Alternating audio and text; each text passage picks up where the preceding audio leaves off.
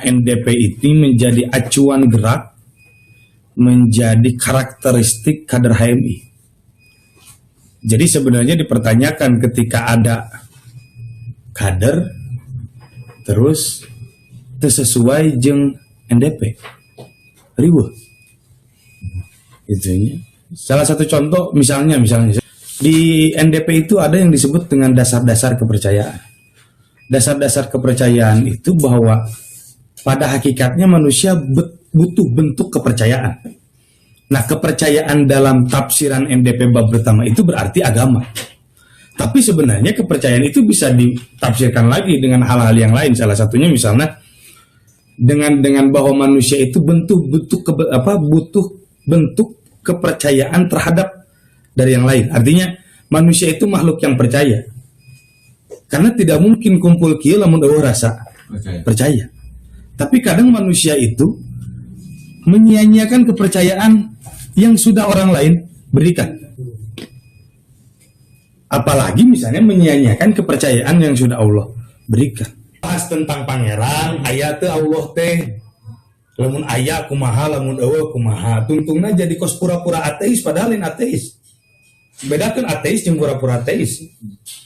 Ari pura-pura ateis mah gagayaan hungkul, wegah we ngomong salat gitu, geus we. Teu kudu ngabahas Allah aya di mana gitu. Posisi. Enggak.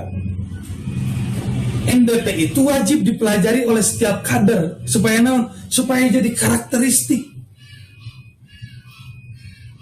Gitu ya, supaya jadi karakter. Naon sih karakter teh? Sesuatu anu geus tertanam dina diri tanpa dipikirkan gitu. Maka karakter itu sama dengan akhlak. Lamun teman-teman berani melawan penindasan, nya geus teu kudu dipikirkan ulang deui gitu.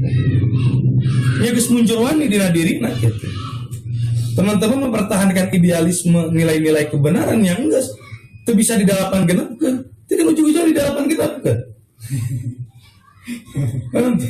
Berarti wadul mengusung nilai-nilai kebenaran teh. Kan gitu lah. Ya, artinya, nah ini yang jadi karakteristik kader. Saya sih itu berharapnya belajar NDP itu ulang awang gitu. Da kesimpulanana naon sih? Kesimpulanana simpel. NDP mah iman, ilmu, amal. Itu pembahasan yang Lut 8 bab jeung kesimpulan eta teh muarana ti luha. Iman, ilmu, amal. Bagaimana teman-teman meyakini atau mempercayai Tuhan, Allah sebagai Tuhan. Terus ayeuna memiliki ilmu pengetahuan. Nu katiluna perpaduan antara iman jeung ilmu eta diamalkeun gitu. Maka ada bahasa dulu senior saya itu bergerak atau kafir. Artinya dia bergerak atau kafir itu bahwa ketika posisinya dia di kader HMI, dia menjadi seorang kader HMI, maka ada tugas dan tanggung jawab yang harus dia emban. Tiga hal ini yang menyebabkan dia harus bergerak. Mencintai Tuhannya, mencintai ilmu pengetahuan, terus menambah wawasan, meningkatkan kapasitas diri. Karena menganggap ya ini pentingnya ilmu pengetahuan, nge-upgrade kemampuan anak nu aya dina dirina gitu. Sehingga kalau tidak bergerak, maka pada hakikatnya dia mematikan dirinya sendiri, mematikan potensi yang sudah Tuhan berikan. Maka kafir dirinya, kafir artinya dirinya itu lain pindah agama, tapi menutup terhadap nikmat yang sudah Tuhan berikan. Karakteristik kader HMI itu dia akan terus mencari ilmu yang dia belum ketahui, sehingga dia mengupgrade. Naon can bisa dia pelajari itu. Karena naon dina NDP aya bab ilmu pengetahuan. Contoh deui, kader HMI kudu rajin burabere ka batur, kudu nyaah ka sahanapeun, kudu hormat ka saluhur.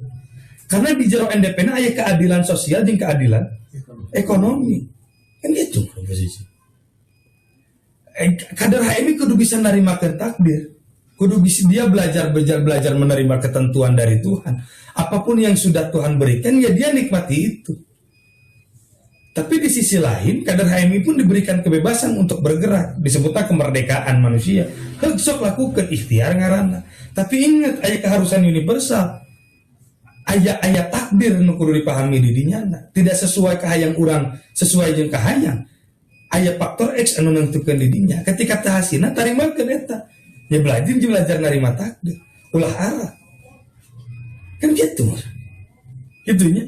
Nah, di setiap karakteristik itu muncul pribadi-pribadi kader HMI itu. Imanna kuat, ilmuna alus, amalna hade. Seharusnya kader HMI itu, karena manusia itu makhluk percaya, makhluk yang membutuhkan sebuah bentuk kepercayaan. Kepercayaan itu bisa benar, bisa salah, tergantung persepsinya.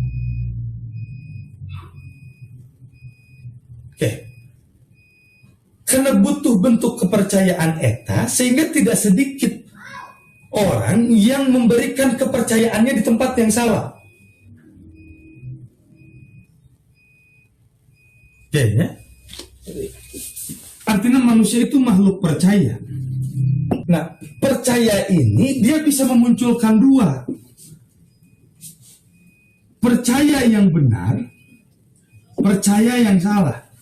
Atau bahasana kepercayaan yang benar atau kepercayaan yang salah. Maka diurang kepercayaan itu melembaga. Ya. Kepercayaan itu melembaga. Kosunda wiwitan itu kan bagian tina bentuk kepercayaan. Kejawen atau anu disebut Islam abangan itu bagian dari bentuk kepercayaan. Karena pada dasarnya manusia adalah makhluk percaya. Karena percaya iya dilembagakan olah kepercayaan anak. Tak ketika dilembagakan, maka mau tidak mau, suka atau tidak suka, hanya bentuk pada dua pilihan, benar atau salah. Pertanyaan anak, kunaon sih sebagai makhluk percaya?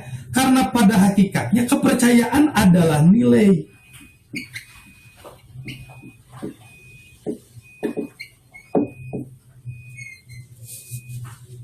Nilai nu aya dina diri jelema gitu. Kan nilai itu sesuatu anu paling berharga, nilai kan eta ngaranna. Sesuatu yang paling berharga eta nilai ngaranna. Nah, kepercayaan itu memiliki nilai.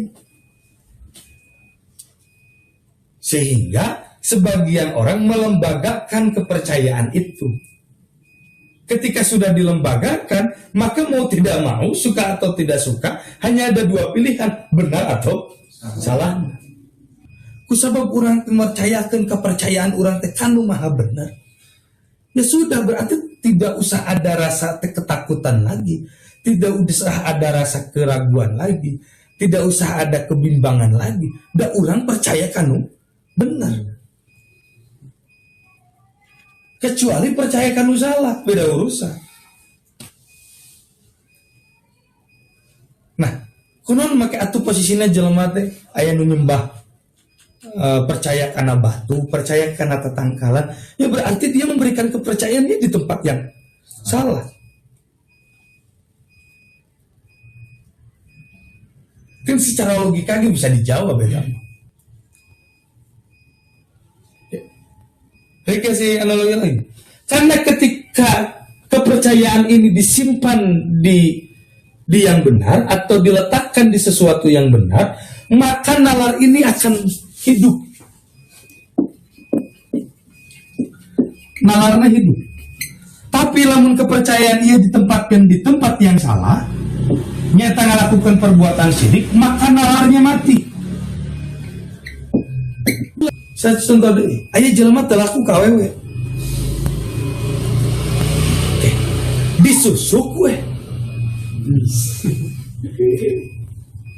Disusuk, beres disusuk, laku kawewe.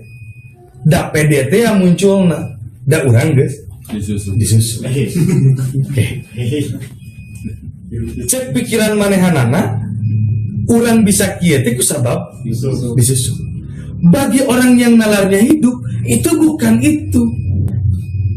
Kusabab urang we muncul pede, ayeuna wani nanya ka awewe. Pek teh kabeneran pas ditanyana oge, resepan deui. Modal kebenaran. Bapak artinya modal pede, demoal menangkeun awewe lamun teu daek nanya mah. Misalnya cicing we kitu, aya ku hati ka dieu cicing. Teu di urang teh nanya henteu, nanyakeun nomor HP henteu, tiis we. Menang mah. Moal. Kan mata kuncinya di dinya sebenarnya. Nah, banyak orang, ya terutama meren kader HMI, yang saya pikir dia meletakkan kepercayaannya di tempat yang salah, bukan di tempat yang benar. Saya berharap teman-teman menempatkan kepercayaan teman-teman di tempat yang benar, bukan di tempat yang salah. Karena ini akan mempengaruhi nanti dalam gerak-gerik teman-teman ketika selesai di HMI.